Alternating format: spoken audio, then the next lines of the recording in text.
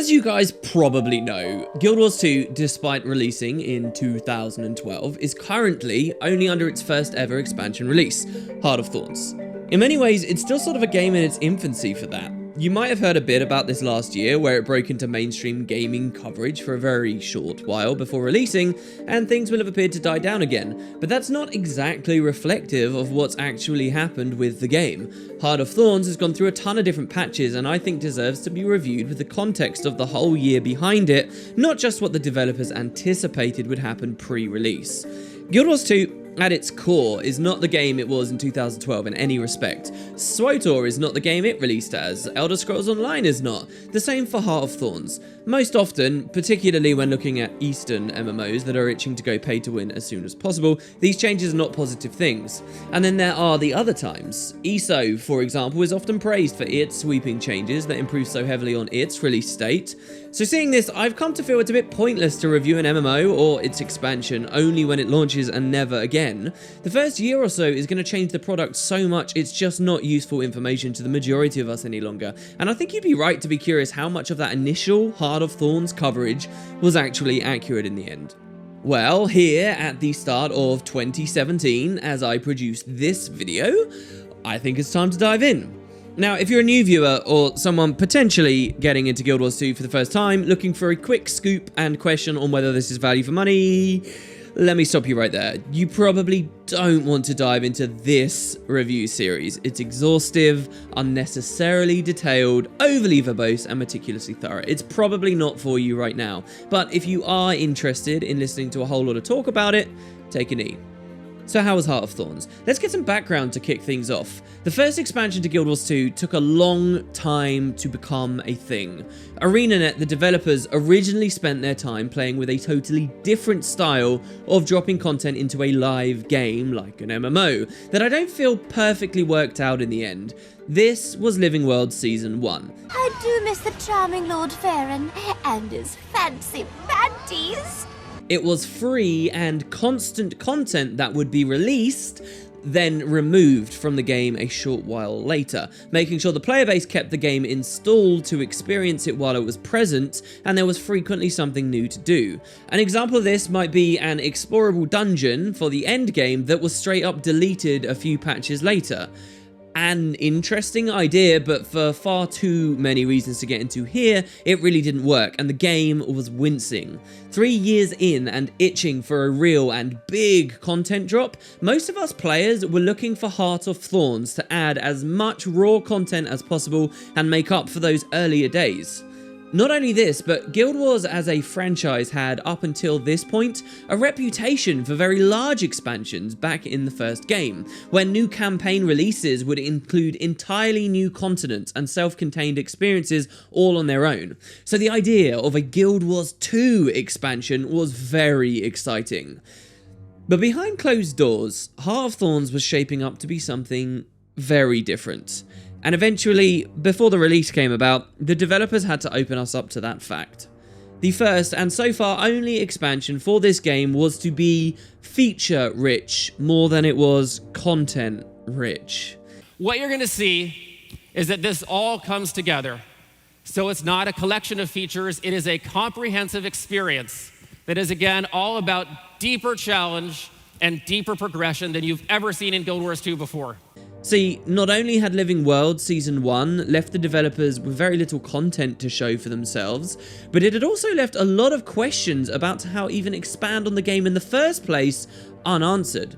And it is very normal when announcing an expansion pack for an MMO to talk about what is the new level cap. And do you want us to say to you, now it's time to go earn some new level of gear? Is that what you want? I still remember, for example, the Guild Wars 2 betas, where there were level 90 items available from some vendors. But would Guild Wars 2 ever really increase the level cap? Was that in keeping with the philosophies of this franchise? At what rate, for example, should new maps be added? How do they keep players in the original maps and reward those? How do they implement new stat types and gear? How do they design new runes and sigils and other rewards? How do they add new class mechanics? How do they support PvP in World vs. World? Hell, do they even add a new race with this expansion? These are all big questions. None of them had any precedent, and there are many like them. To accomplish a lot of this stuff, and to at last put Guild Wars 2 in a place where it could be meaningfully expanded on at all, the developers reasoned that they needed to lay a lot of groundwork. This was Heart of Thorns, and with the clock ticking, they didn't have much time to do it in. A risky move. You can see how player expectations didn't quite align with reality here. My own would definitely way off. I remember at the announcement for Heart of Thorns expecting somewhere around 20 new open world maps and thinking at the time that that was a lowball estimate. And the developers, of course, saw this raising issue. They attempted to assuage the community at the time with comments that once Heart of Thorns was done, there would be little more feature side development needed, and from then on, there could be a future focus on content coming hard and fast. Upcoming Living World releases, for example, which would now serve as a bridge between expansions rather than the be-all and end-all, would be able to be bigger than ever they could be before. And presumably all the expansions after Heart of Thorns, such as the one the community is now waiting for, these expansions would also be much more content dense themselves, because the groundwork is only laid once. And it's not like Heart of Thorns would be empty, there would definitely be something to play. The developers did what they could with this mindset. It all sounded kind of reasonable, if you were willing to wait even more, when most of us were sick of waiting. Probably the best expression you see in the community to result from this situation is the 4 maps thing. Remember my prediction of 20 maps? Yeah, we got 4 in Heart of Thorns, and one of those is fairly shallow, being based on a single chain of events with little traditional exploration. The base game had something like 30 maps, Heart of Thorns had 4, and both of the products released at the same price point. Now, to balance this criticism, the 4 maps argument has always been a little bit flawed. In truth, there were also the Guildhall maps, the raid maps, the World vs. World Borderlands map, and some other stuff. That's before considering a lot of the post-release support, which expanded on things even further. But I think people are making a very considerable point here. What Heart of Thorns really lacked was a significant number of maps you could explore in a traditional way. There was a limit on the gameplay we were looking for. Guild halls and World vs. World and the aerodrome don't count for much with this. This was especially true at release. There were more like 3 maps available at that time. Big maps, yes, with great events, yes. Things I'll get into soon. Beautiful maps, yes, with tons of replayability, but not enough. And I think you'd be crazy to say that Heart of Thorns didn't disappoint at release.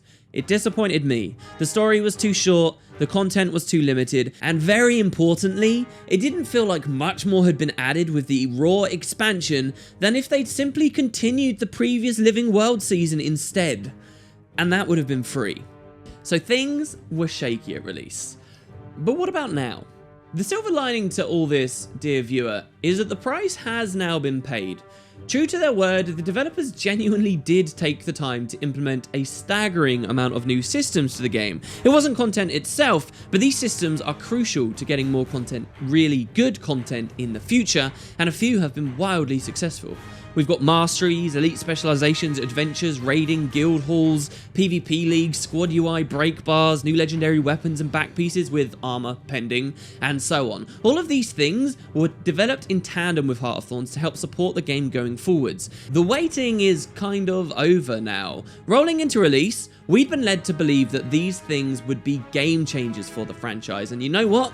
Several were. With this groundwork in place, I genuinely do believe 2016 was probably the strongest year Guild Wars 2 has ever had.